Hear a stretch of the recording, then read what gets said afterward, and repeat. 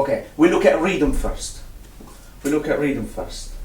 In your words, what is a beat?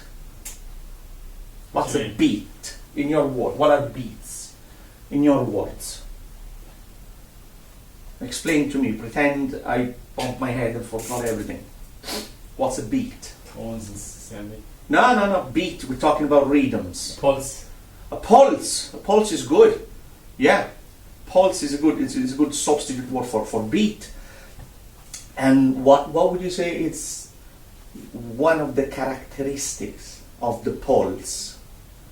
Time. Time? Can you clap a pulse? Very good.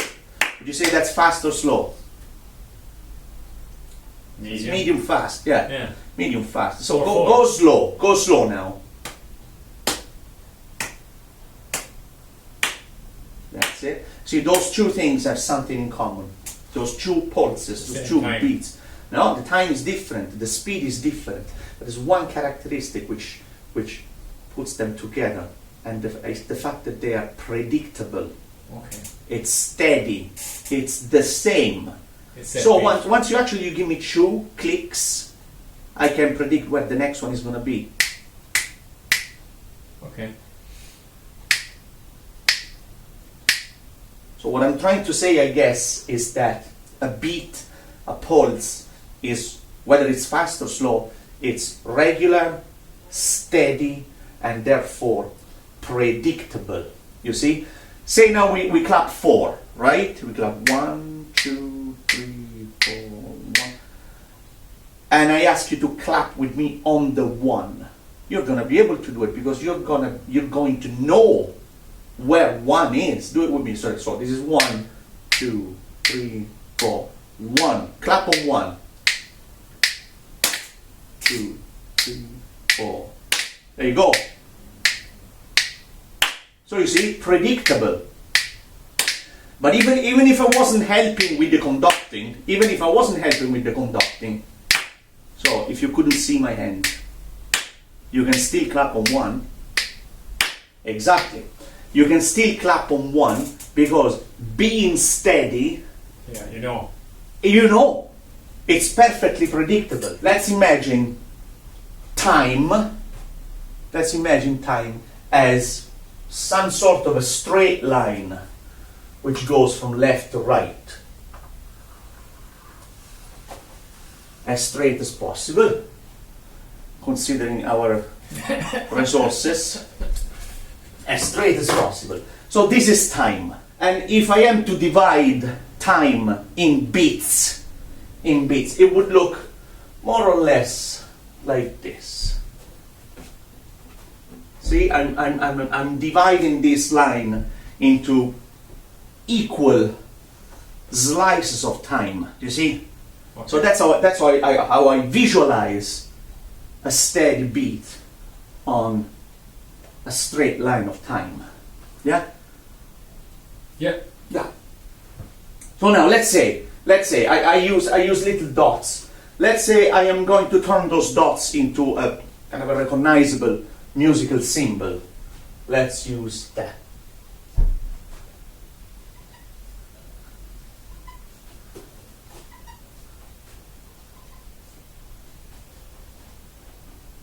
Yeah? Familiar with those? Yeah, we know what they look like. Yeah? Okay, let's take that symbol. Let's take that symbol as our unit of measure of beat. Let's say that's 1 beat. That's 1 pulse. Right? That's 1 pulse. So you see,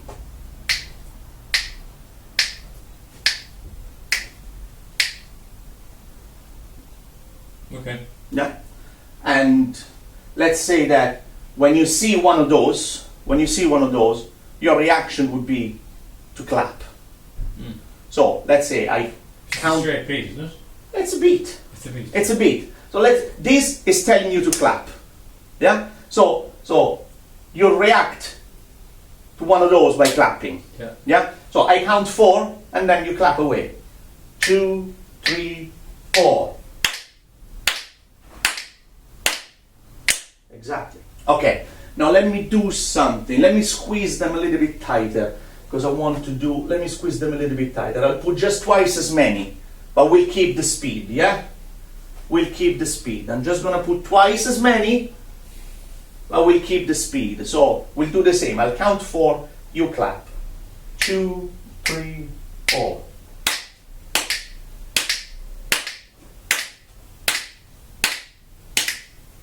Right? In music, we tend to group them, to put them into groups. Like if they were all the same, we would have no pattern to dance to, for example, right? So let's say that every 4 will make one louder. So the first one of every 4, I'll group them into 4, and I'll make one a bit louder, tiny bit louder, etc. I'll just stretch the 3, 4, and so on. So 1, 2, 3, 4, 1, 2, 3, 4, 1, and so on. So 1 is louder. So don't hurt your hands. 2, 3, 4. 1, 2, 3. 1, 2, 3. Hang on. So 2, 3, 4 quieter. So I would suggest, look, 1, 2, 3, 4.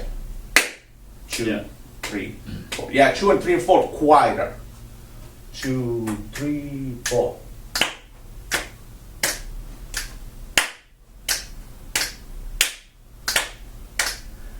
I heard 4 louder. Yeah. And even better this side. Yeah? 1 louder, 2, 3, 4 quieter. 2, 3, 4. 1, 2, 3, 1. And I heard 4 louder. 4 is supposed to be louder, isn't it? 1, no? 1 is louder. All right. 4 is quieter. I heard a whack on 4, and then the one after that was quiet. 1 is loud. Okay. 2, 3, 4. 1, 2, 3, 4. 1, 2, 3, 4. 1, 2, 3, 4. 1. That's better.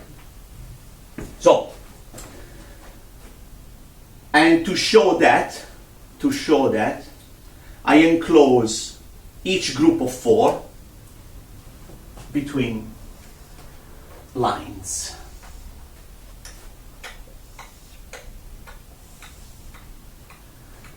So here we have a good bit to work with. Now we have bar lines. I group beats into groups. Could be groups of 3, could be groups of 4. Now in this case it's a group of 4, right? By doing so, I set a pattern. Where I have 1 which is louder, and the rest of them are quieter. So now it feels like music already. There's a pattern.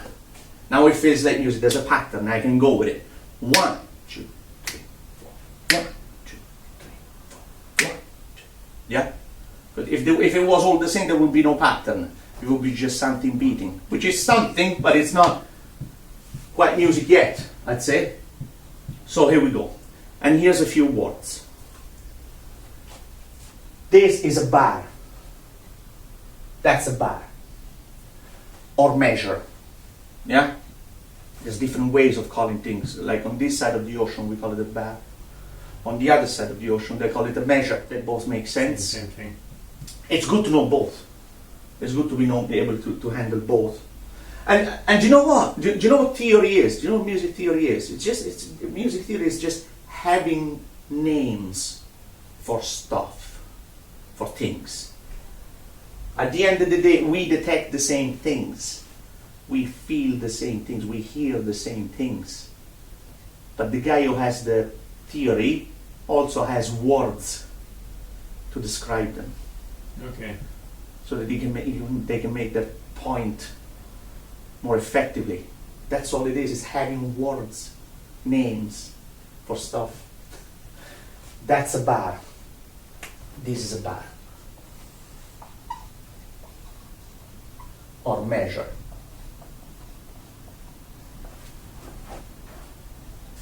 Okay. So that being a bar or measure, those are bar lines. That's a bar line. It limits a bar. What you feel at the beginning of a bar, what you feel at the beginning of a bar as being a bit more oomph there, it's an accent. Okay. That's a strong accent on one. Last but not least, reviewing it. Yeah, we're just reviewing it. We talked about time, Yeah, beats, which are equal and steady, yeah, bar, yeah. and now so the name of that type of time value, this. 4. 3. You can call it a crotchet, Yeah. Right. 1 beat. 1 beat. Now it's 1 beat, or a quarter. It's a crotchet note, or a quarter note. Okay. A quarter note. Now that's the time value. That's how long they last. That's in relation to how much time they take. A crotchet or a quarter right now take 1 beat. That's how much time value they have. Yeah? Yeah. Quarter, yeah. It's a quarter or a crotchet. Quarter in that side of the ocean, crotchet, 4 this beats side of to the the ocean. bar, is it? Hmm? 4 beats to each bar. Now we have 4 beats into each bar. Now we have 4 beats into each bar. Now, which takes me to just the next bit of information, then we'll take a break. Okay, so these are quarters, right? Those are quarters. So I have one of those, that's 1 quarter, correct? Mm-hmm. Yeah. Yeah, so I have another one of those, that's another quarter. Right. I have another one of those, it's 1 quarter, and another one, 1 quarter. Yeah, 4 of those, 4 quarters. Now, if I add them, these are quarters, so there'll always be quarters. So 4. So mixed how many do I have? 1, 2, 3, 3, 4. 4 quarters. 4, 4. That 4, 4 goes at the beginning here. It tells me how many beats I have in the bar. in the bar, and the number below tells me that they are quarters.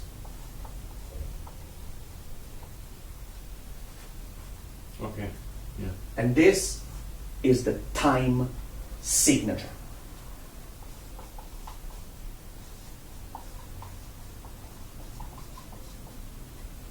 Number above, how many beats? 4. The number below, right now, tells me they're quarters. Okay, because it has to be because they're 4. Yeah. Yeah. And that's plenty for now. Now have a look at all that. Fire away the questions and copy it Yeah. if you want.